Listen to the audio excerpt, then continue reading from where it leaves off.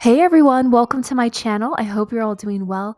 Today we are going to relax and do a really fun, really easy springtime watercolor doodle.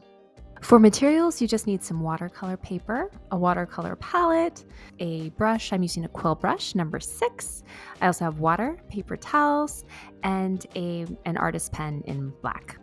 Oh, and I haven't mentioned it before, but a great tool to activate your pigments is just a little spray bottle like this full of water. Just spritz your palette a little bit before starting to let the pigments activate, and you get a lot more color out of your palette.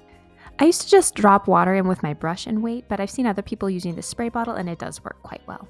Oh, and you'll also want some coffee or tea or some other little cozy drink because we're here to relax today. I'm drinking this hot apple spice black tea from Hardy and Sons. My sister got it for my husband and I for Christmas. It is so good. That is not an advertisement. It's just fantastic. All right, so I think our pigments are activated, so let's get started with our watercolor. So as you probably gathered from the thumbnail, we are doing floral watercolor doodles today. So to start, I suggest picking 3 different colors from your watercolor palette. Load your brush with one of those colors and then paint different size circles with that color on your paper, and they can be big, small, medium. Aim for about 5 of each color. I think that's a pretty balanced way to start. These simple circles are going to serve as the structural foundation for our flowers. So once the circles dry, we'll go in and add our details with ink.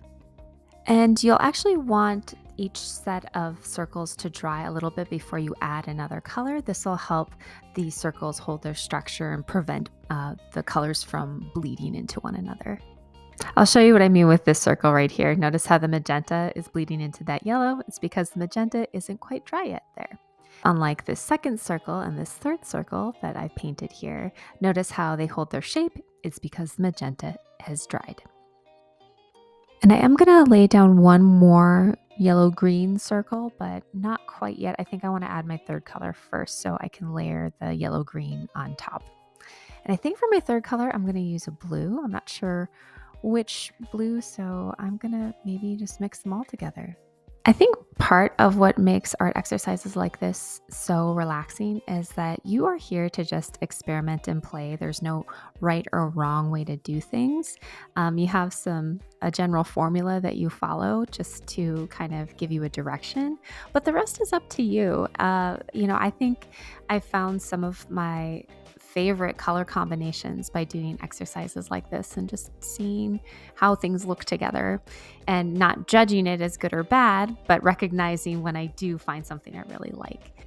And if you have an idea outside of the basic formula that strikes you, like I just did with the little clusters of dots, I wanted to add them because they add a little extra watercolor detail that I thought would look nice. That's totally fine. Go for it. Just because it's a little outside the formula, it doesn't mean it's wrong. The formula is just there to get you started. It is not, the law. So, so go, or even if you think it's the law, go be a rebel and, do your thing. And after you've laid down the watercolor foundation, let it dry completely before moving on to the ink detailing. And while that dries, here's a quick tip if you're looking for good reference photos for flowers, order a seed catalog. You can go online to most seed companies and request one for free. They'll mail it to you, and they're full of all kinds of wonderful floral reference photos. And I find it really helpful, just to get ideas for petal shapes and center detailing, things like that. And then I can truly unplug and not be looking at my phone and going back to drawing, and it just helps me stay in a groove. So, highly recommend seed catalogs. Now, when it actually comes to putting pen to paper and doodling, I just kind of remember the general idea of the flower I'm trying to make. So, for example, with this sunflower, I took a look at one of the sunflower reference photos and kind of got the general idea for the shape of the petals. The one I was looking at had kind of elongated petals with a rounded end. So I did that. And then I looked at the center for texturing ideas. And sunflowers have that kind of seedy, bumpy texture in the middle. So I just did a bunch of tiny little circles to create that textured effect. So those are things to keep in mind. It's like, what's the general shape of the petal? Like this poppy, it's kind of like 4 rounded triangles together. And okay, well, what are the edges like? They're kind of ruffly. So I make 4 rounded triangles with ruffly outer edges, and there are a bunch of dots in the middle for the center. And I finish it off with some very light texturing on the petals by adding radial lines coming out of the center of each. So those are the details I tend to pay attention to when I'm trying to create the general idea of a flower, right? So I pay attention to the general shape of the flower. Is it, elongated? Is it compact? Is it rounded? Is it a little irregular? I look at the individual shapes of the petals and how they fit together. I look at the different textures on the petals in the center. So those are really good places to start when you're trying to learn how to make realistic looking flowers, or even if you want to start making abstract flowers. It can just give you ideas for shapes and fun characteristics to mix and match. So again, we are here to experiment, play, relax. There's no pressure to make your flowers look like a realistic flower. You just want to make your flowers look like your flowers. So I'm going to continue to fill in these circles with a flower until all of the circles are full, and I will check back in with you when it's time for our final detailing.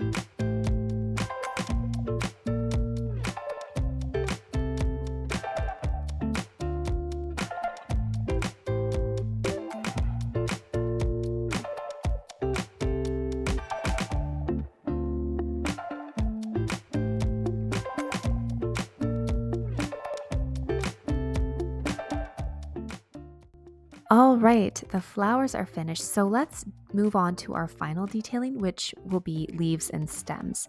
Now, I'm making this very simple for myself in my composition and just making some general leaf shapes. And again, you can go back to a reference to get ideas for leaf shapes. You can make them look really realistic, or you can just use whatever shape suits you. But the thing that I'm emphasizing in my composition is that I'm filling them all in with black because I want them to create high contrast against the white space, and then these light, bright colors for my watercolor. So that's the tip I have for an impactful, high contrast piece of art is to fill in the stems and fill in the leaves with all black. And again, you can use any shapes you like. Just make it your own.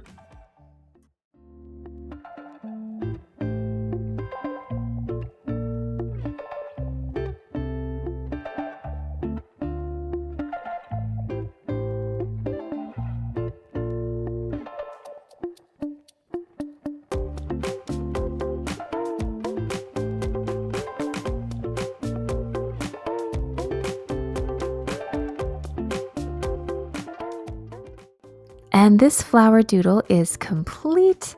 Just going to add a little darker outline around these bottom flowers to really anchor it at the bottom. I hope you've enjoyed this video. Please give it a like if you did. And if you want to see more videos like this, hit that subscribe button. As always, I like to hear any feedback that you have. So go ahead and leave a comment. Thank you so much for creating with me today. Until next time, take care.